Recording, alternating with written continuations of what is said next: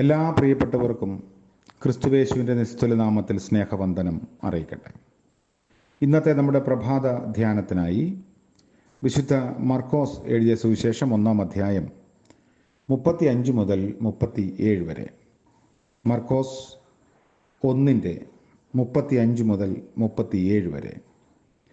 അതികാലത്ത് ഇരുട്ടോടെ അവൻ എഴുന്നേറ്റ് പുറപ്പെട്ട് ഒരു നിർജ്ജന സ്ഥലത്ത് ചെന്ന് പ്രാർത്ഥിച്ചു. ശീമോനും കൂടെയുള്ളവരും അവൻ്റെ പിന്നാലെ ചെന്ന് അവനെ കണ്ടപ്പോൾ, എല്ലാവരും നിന്നെ അന്വേഷിക്കുന്നു എന്ന് പറഞ്ഞു. കർത്താവിൻ്റെ പരിശുദ്ധ നാമം വാഴ്ത്തപ്പെടുമാറാകട്ടെ. കർത്താവിനെ അന്വേഷിക്കുന്ന ചിലരെക്കുറിച്ചുള്ള സൂചന ശിഷ്യന്മാർ കർത്താവിന് നൽകുന്നു.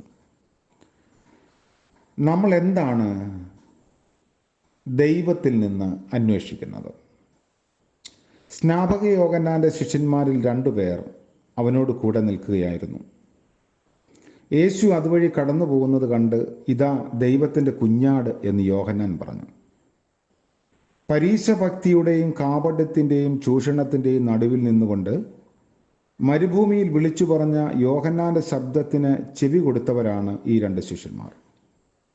ജീവിതത്തെ ധന്യമാക്കുന്നതിനും യഹൂദ മതഭക്തിയേക്കാൾ ഉന്നതമായ ആത്മീക ജീവിതം ആഗ്രഹിച്ചിരുന്നവരുമായിരിക്കണം യേശുവിനെ പറ്റിയുള്ള ഈ സാക്ഷ്യം കേട്ടത്. ലോകത്തിൻ്റെ പാപം ചുമന്നൊഴിക്കുന്ന ദൈവത്തിൻ്റെ കുഞ്ഞാട് എന്ന് കേട്ടപ്പോൾ അവർ യേശുവിനെ അനുഗമിക്കാൻ ആഗ്രഹിച്ചു.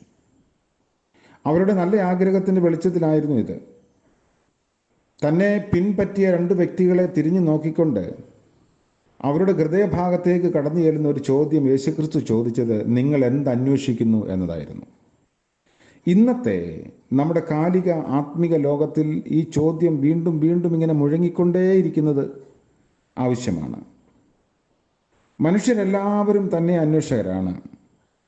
ഒരു ചെറിയ പൈതൽ അമ്മയുടെ ലാളന അന്വേഷിക്കുന്നു. പിന്നീട് മനുഷ്യൻ്റെ അന്വേഷണങ്ങൾ പലതിലേക്ക് തിരിയുന്നു. ജ്ഞാനം, ധനം, ഉല്ലാസം, അധികാരം, ജനസമ്മിതി മുതലായ കാര്യങ്ങളൊക്കെ അന്വേഷിക്കുന്നു. ജഡിക മനുഷ്യൻ ജഡത്തിലുള്ളത് അന്വേഷിക്കുന്നു. ദാഹം ശമിപ്പിക്കാത്ത ഈ ലോകത്തിന് അല്ലെങ്കിൽ അതിൻ്റെ വെള്ളത്തിന് വേണ്ടി പരക്കം പായുന്ന ഒരു ലോകത്തെ നമുക്ക് ചുറ്റുപാടും കാണാൻ സാധിക്കും. മരീചികയുടെ പിന്നാലെ ഓടുന്നവർ അനേകരാണ്. എന്നാൽ ജഡികമായ അന്വേഷണങ്ങളിൽ നിന്ന് തിരിഞ്ഞ് യേശുവിനെ അനുഗമിക്കുന്നവരോടും ഈ ചോദ്യം ചോദിക്കേണ്ടിയിരിക്കുന്നു. യേശുവിനെ പിൻപറ്റുന്നു എന്ന് പറയുന്നവരും വാസ്തവമായി എന്താണ് ആഗ്രഹിക്കുന്നത്? എല്ലാവരും നിന്നെ അന്വേഷിക്കുന്നു. ഇതാണ് നമ്മൾ വായിച്ചത്. വലിയ പുരുഷാരം യേശുവിനെ അന്വേഷിക്കുന്നു. എന്തിനു വേണ്ടിയാണ്? സകല ദീനക്കാരെയും വ്യാധിക്കാരെയും യേശുവിൻ്റെ അടുക്കൽ കൊണ്ടുവന്നു. നാനാ വ്യാധികളാൽ വലഞ്ഞിരുന്ന അനേകരെ അവൻ സൗഖ്യമാക്കി. ഒരു വലിയ പുരുഷാരം യേശുവിനെ അന്വേഷിച്ചത് ഇതിനായിരുന്നു. ഈ പുരുഷാരത്തെ നോക്കി നിങ്ങൾ എന്തന്വേഷിക്കുന്നു എന്ന് ചോദിച്ചാൽ, ഞങ്ങൾ വ്യാധികളിൽ നിന്നുള്ള വിടുതൽ അന്വേഷിക്കുന്നു എന്നവർ പറയും. വിശപ്പിന് അപ്പം നൽകി പ്രതിസന്ധികളിൽ സഹായിച്ച യേശുവിനെ അനുഗമിച്ച ഒരു വലിയ പുരുഷാരമുണ്ടായിരുന്നു. എന്നാൽ ആഴമായ ക്രിസ്തീയ അനുഭവങ്ങളെപ്പറ്റിയും കഷ്ടാനുഭവങ്ങളെപ്പറ്റിയും ക്രൂശുമരണത്തെപ്പറ്റിയുമുള്ള ഉപദേശങ്ങൾ പഠിപ്പിച്ചു തുടങ്ങിയപ്പോൾ അന്നു മുതൽ അവൻ്റെ ശിഷ്യന്മാരിൽ പലരും പിൻവാങ്ങിപ്പോയി.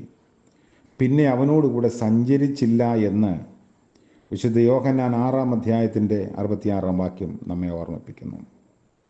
യേശുവിനെ അനുഗമിച്ച വേറൊരു കൂട്ടർ അവരന്വേഷിച്ചത് അടയാളമാണ്. ഈ തലമുറ അടയാളം അന്വേഷിക്കുന്നത് എന്ത്?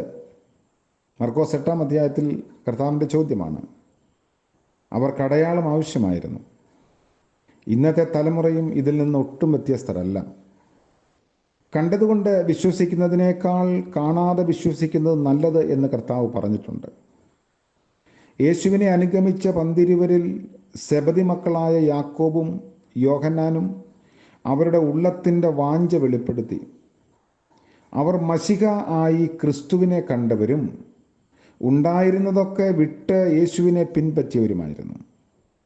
നിങ്ങൾ എന്താഗ്രഹിക്കുന്നു അഥവാ അന്വേഷിക്കുന്നു എന്ന് കർത്താവ് ചോദിച്ചതിന്, നിന്റെ മഹത്വത്തിൽ ഞങ്ങളിൽ ഒരുത്തൻ നിന്റെ വലത്തും ഒരുത്തൻ ഇടത്തും ഇരിക്കാൻ വരം നൽകണം എന്നവർ പറഞ്ഞു. മർക്കോസ് 10-ാം അധ്യായത്തിലാണ്. ദൈവരാജ്യത്തിലെ പ്രഥമ സ്ഥാനങ്ങൾക്ക് വേണ്ടിയുള്ള അന്വേഷണമാണ് ഇത്. യേശുവിനെ മഹത്വപ്പെടുത്തുന്ന ശുശ്രൂഷയാണ് തൻ്റെ ശിഷ്യന്മാരെ കർത്താവ് ഭരമേൽപ്പിച്ചിരിക്കുന്നത്. എന്നാൽ ആ ശുശ്രൂഷയിൽ വലിയവരായി തീരാനുള്ള ആഗ്രഹവും അന്വേഷണവുമായിരുന്നു അവരിലുണ്ടായിരുന്നത്.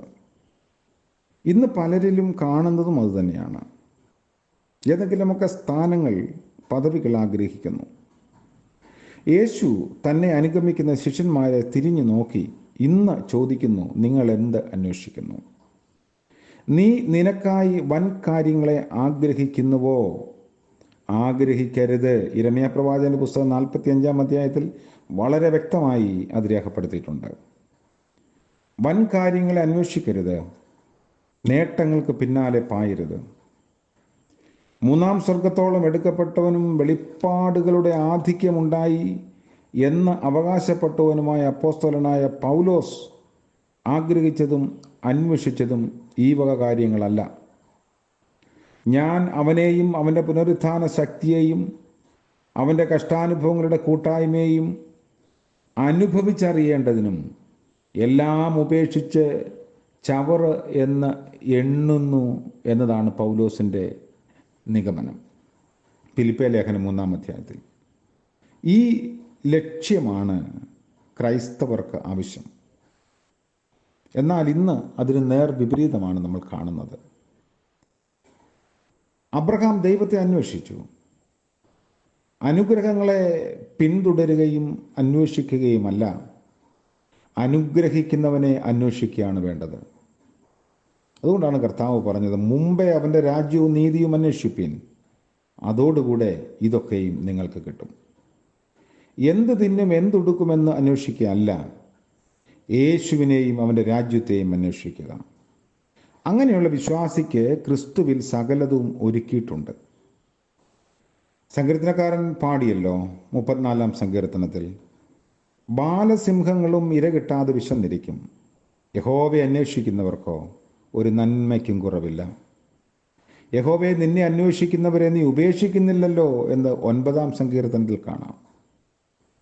അനുഗ്രഹങ്ങളുടെ ഉറവിടമായ യേശുവിനെ അന്വേഷിക്കുക. ആത്മീക ശക്തിക്കായി വാഞ്ചിക്കുന്നതിനേക്കാൾ ശക്തിയുടെ ഉറവിടമായ യേശുവിൽ വസിക്കാൻ ആഗ്രഹിക്കുക. കൊലോസ്യ ലേഖനത്തിൽ പൗലോസ് പറയുന്നു, അവനിൽ സകല സമ്പൂർണതയും വസിക്കുന്നു. ഏതു മനുഷ്യനെയും തികഞ്ഞവനായി നിർത്തുന്നത് ക്രിസ്തുവിലത്രേ.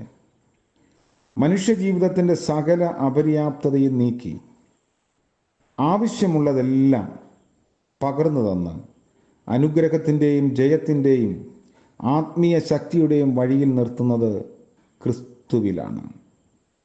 അനുഗ്രഹങ്ങൾ മാത്രം വാഞ്ചിച്ച വലിയ പുരുഷാരം ക്രൂശിൻ്റെ മാർഗത്തെപ്പറ്റി കേട്ടപ്പോൾ പിന്തിരിഞ്ഞു പോയതുപോലെ ആയിത്തീരാതെ യേശുവിനെ അന്വേഷിക്കുന്നവരും വാഞ്ചിക്കുന്നവരുമായി നമുക്ക് തീരാം. യേശുവിനെ അന്വേഷിക്കുന്നതും അനുഗമിക്കുന്നതും നമുക്ക് ഏതെങ്കിലും തരത്തിലുള്ള നേട്ടം കൊയ്യാനല്ല, നമ്മിലുള്ളതൊക്കെ വിട്ടുകൊടുക്കാനാണ്. നമ്മിലുള്ളത് എന്താണ് നൽകാൻ കഴിയുന്നത് എന്ന അന്വേഷണവും അതിൽ നിന്ന് ലഭിക്കും. അങ്ങനെയാണ് ഈ ഭൂമിയിൽ ദൈവരാജ്യത്തിൻ്റെ വിസ്തൃതി ഉണ്ടാക്കാൻ കഴിയുന്നത്. അതിന് കർത്താവ് നമ്മളെല്ലാവരെയും സഹായിക്കട്ടെ. പ്രാർത്ഥിക്കാം. ഞങ്ങളുടെ വാഴ്ത്തപ്പെട്ട ദൈവമേ, സ്വർഗീയ പിതാവേ, അനുഗ്രഹീതമായ പുതിയ ദിനത്തിൻ്റെ പ്രഭാതത്തിനായി സ്തോത്രം ചെയ്യുന്നു. നിദ്രയും വിശ്രമവും ഒക്കെ നൽകി കഴിഞ്ഞ രാത്രിയിലടിയങ്ങളെ സൂക്ഷിച്ചല്ലോ. പുതിയ സാധ്യതകളിലേക്ക് ഞങ്ങൾ പ്രവേശിക്കുന്ന ഈ പ്രഭാതത്തിൽ അവിടുത്തെ സന്നിധിയിൽ ഞങ്ങളെ തന്നെ വിനയമായി സമർപ്പിക്കുന്നു. ഇന്നത്തെ പകൽക്കാല ജീവിതത്തിൽ ഞങ്ങളുടെ ആവശ്യങ്ങളെല്ലാം അവിടുന്ന് അറിയുന്നുവല്ലോ. ന്യായമായത് മാത്രം ആഗ്രഹിക്കാൻ ഞങ്ങളെ സഹായിക്കണമേ. കർത്താവിനെ അന്വേഷിക്കാനും പിന്തുടരുവാനും ഞങ്ങളെ ഇടയാക്കണമേ. സ്വാർത്ഥതയും മലിനതയും വിട്ട് കർത്താവിൽ പൂർണ്ണമായും ആശ്രയിപ്പാൻ ഞങ്ങളെ സഹായിക്കണം. ഒരു നേട്ടത്തിന് വേണ്ടിയുമല്ല, ദൈവരാജ്യത്തിന് വേണ്ടി ക്രിസ്തുവിനോട് ചേർന്ന് നിന്ന് ചിലതൊക്കെ വീണ്ടും നഷ്ടപ്പെടുത്താനുള്ള വലിയ വരവും കൃപയും ഞങ്ങൾക്ക് നൽകണമേ. ഇന്ന് ജന്മദിനം ആഘോഷിക്കുന്നവർക്ക് വേണ്ടി പ്രാർത്ഥിക്കുന്നു. വിവാഹ വാർഷികം ആഘോഷിക്കുന്നവർക്ക് വേണ്ടി പ്രാർത്ഥിക്കുന്നു. അനുഗ്രഹത്തിൻ്റെ നന്മയുടെ പുതിയ വർഷം നൽകുകയും കർത്താവെ അങ്ങയിൽ സമർപ്പിതരായി ജീവിപ്പാൻ സഹായിക്കുകയും ചെയ്യണമേ. ദുഃഖത്തിലും പ്രയാസത്തിലും ഇരിക്കുന്നവർക്ക് ആശ്വാസവും ധൈര്യവും പകരണം. യേശു മശിഹ മൂലം പ്രാർത്ഥന ദയവോടെ കേൾക്കുമാറാകണമേ. ആമേൻ. നമ്മുടെ കർത്താവ് യേശു മശിഹായുടെ കരുണയും കൃപയും ആലോചനയും നാം എല്ലാവരോടും കൂടെ ഇന്നും എന്നേക്കും ഉണ്ടായിരിക്കുമാറാകട്ടെ. ആമേൻ.